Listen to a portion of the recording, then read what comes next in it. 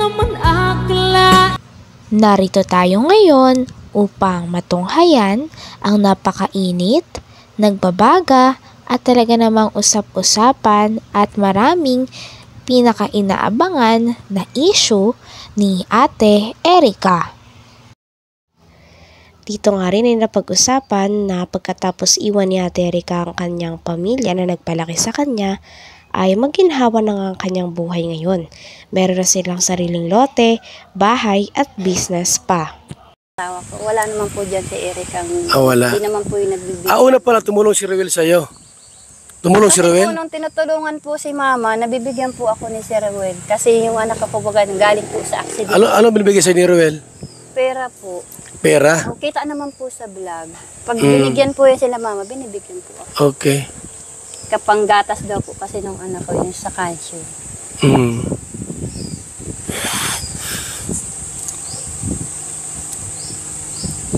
At least nabahayan na sila Erica. Meron na po. Bahay sila doon. Pero hindi po pupunta rito? Hindi dumadalaw dito, no? Hindi na po. Mula po nung bagong taon. Hindi na po yun dito nagpunta. Nung kasagsagan po nga sa ospital yan si Mama. Baka may sama ng loob sa inyo. May nagawa kayo hindi maganda kay Erica. Para po sa amin, tiyahin. Ngayon na lang naman po akong siguro may sama ng loob sa akin kasi ako nag-video po. Ngayon, po. Pero kung kami po, wala naman po. Nadamay lang po kami dito kay Papa. Kasi yun po yung naging alitan. Kasi sabi, nung po kasing nag-ano po doon sila sa pera na ayaw nilang ibigay. At sabi naman kasi ni Erica, kung di naman sa kanya, di siya binablog, walang pera. Sa kanya ibinigay ni Rab yun. Sabi naman po kasi ni Papa, kung ganyan din naman ang ugali ninyo, kung gustong-gusto ng lula ninyo makakita, ayaw naman ninyong pagbigyan, ay magsarili na kayo. Yun po yung pinag-umpisahan po ng alitan po nilang mag-apo.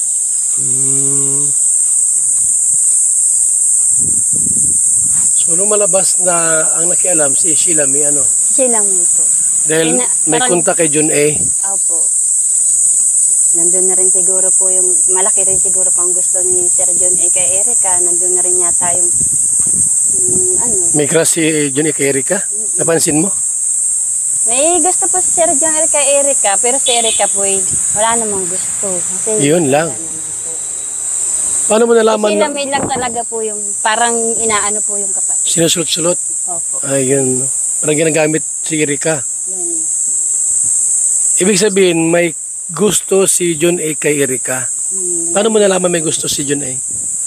Nakikita Binata ba yun? Ang alam ko po, may asawa yan eh. Ikaw John A ka ha? Salbahay ka ha? Asawa ka pala, tapos may gusto kay Erica. Ngayon, ayaw ni Erica? Ayaw naman po ni Erica, parang nadala lang po dito sa kapatid. Kay Sheila May. Opo. May pagkatusos si Sheila May, no? May pagkaano rin.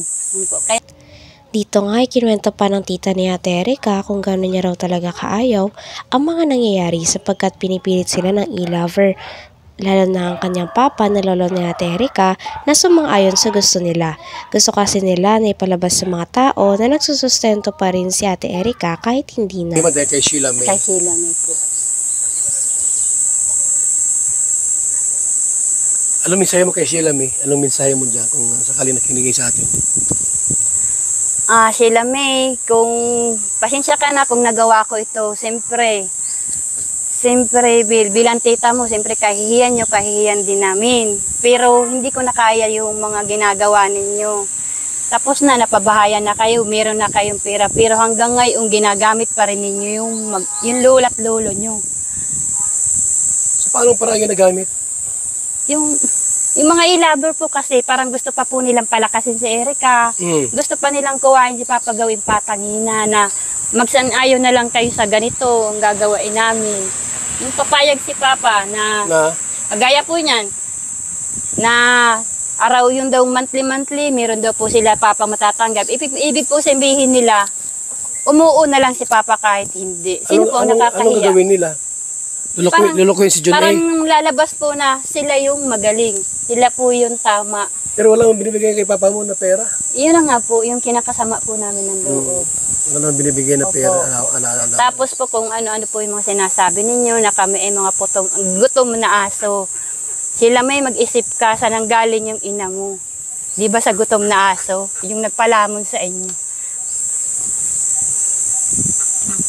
Kaya nga ni, Saka yung pananakot nila na isang pitik lang nila sa amin, tiklop na kami. Hindi ko alam kung anong ibig sabihin po nun, pero masakit po, di ba po? Babanta yun. Opo.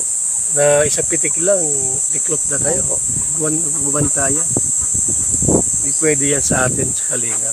Kaya po ako naglakas ng loob mag-video nung kasi gusto ko pong malinawan ng mga taong naniniwala na si Papa po ang masama nung time na nag-ayaw si Erica. Hindi po. Si Erica po ang may gustong umayaw. Hindi si Papa mo, si lolo niya. Hindi po. Si Erica po ang may gustong umayaw kasi hindi po namin alam ang dahilan. Hindi po alam nila lolo niya ang dahilan kung anong punot dulo na meron na pala silang kausap na tao.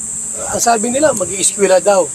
Po. Si Papa po ang Sabi gawa na lang po ng dahilan na maganda kasi wala rin naman po siyang maisabi kay Rab na bakit ayaw kung bakit ayaw na pong mag-vlog. Pala, ang totoo po, si Erica po at si Sheila May po ay magkausap na. Hanggang po nagdadating po yung panahon na si Erica pumapasok ng maaga kasi alam naman niya na darating si Rab. Oo.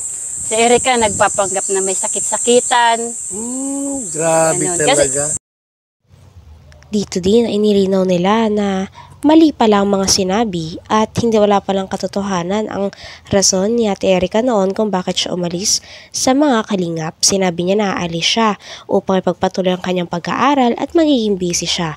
Ngunit ang katotohanan ay gusto niya lang talaga umalis sa kalingap dahil may iba na mag-sponsor sa kanya. Hindi po alam nila lulo niya ang dahilan kung anong punot dulo na meron na pala silang kausap na tao. Ang sabi nila, mag-i-eskwela daw.